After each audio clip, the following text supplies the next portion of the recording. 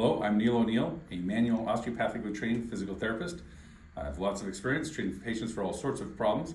One problem that you may be having or have had in the past is kidney stone. Kidney stone is very painful and they can have lasting effects. So this is a treatment for not only the lasting effects, but if you find yourself in an acute situation, this may be something you can do to help yourself out because you're probably desperate right about now. So a little bit of knowledge about the ureter. So the psoas major comes down through here. There's an iliolumbar ligament that attaches your ilium to your L4 and 5. Okay, so they're attached by ligaments here, and right in front of that, the ureter comes down. So we're going to look at the right ureter in this case. Now, as the ureter comes down from the kidney, which is about up here, it's coming down through here, and when it hits the pelvic brim, there's a funny thing that happens.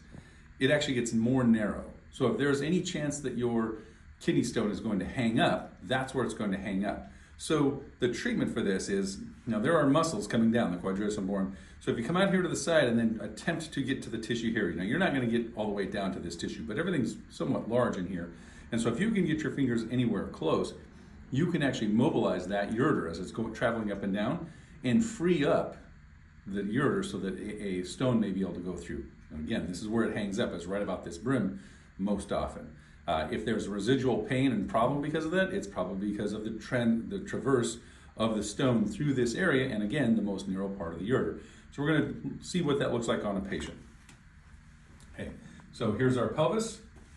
If the patient is on their back, or this is yourself, you find the pointy part of the hip, follow the brim around, okay, and you're going to come all the way up to the side and back. I'm trying to get it right into here so that I can make a shot for that iliolumbar ligament and that ureter. I'm going to come right in here. Now I hit the muscle here that I can't, if I'm in the back, I can't go through that muscle. It's a barrier to me getting my fingers there. So I have to be out here on the side of the brim, go just over the side. And you can see now I can sneak my fingers into that pelvic area. And you have to find that area. Sometimes easier to bend up the knee, and then my fingers can sneak in there, and I can get right along that brim, okay, right there. And then you can do this. You can take the hip in a flexion, abduction, external rotation action, or simply put the foot on the table and have them gently move their knee in and out. Obviously, if this is you, it'll be your thumb that you're doing this with. Let me demonstrate that. Let me have you on your stomach, please. So again, that would look like, here's my brim, here's the pointy part of my hip, the ASIS as we call that. I'm going to try to get my thumb in here. I might side bend towards and rotate my hip in. And there, I can get enough thumb into that area that I would do that, or simply do this, or in standing, you can do a little bit of a hula hoop action, and I'll mobilize that ureter. That ureter is coming right through there. And you can see, I'm not necessarily right on it, but if I'm on the tissue that's next to the tissue, we can get it to mobilize. What that would look like, say you had a person on their stomach. Again, we're going to come up from that brim. This time, maybe we have more of the kidney pain or the kidney stone pain higher up. You're going to find the last rib. Follow the last rib down to the very edge.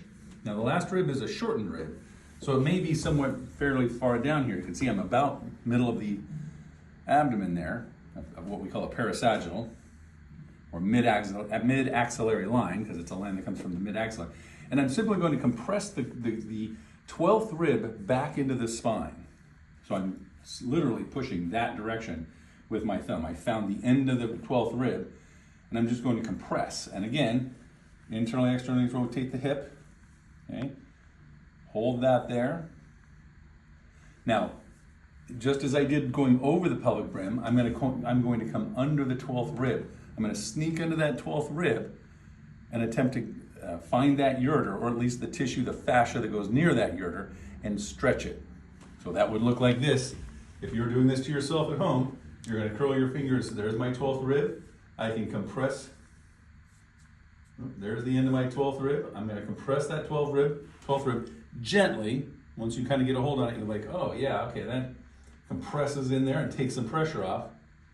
You can just hold that, Or if you're really trying to get that ureter because that stone is stuck maybe a little higher, hasn't come free of the kidney fully, you can see I've simply hooked my fingers underneath the 12th rib.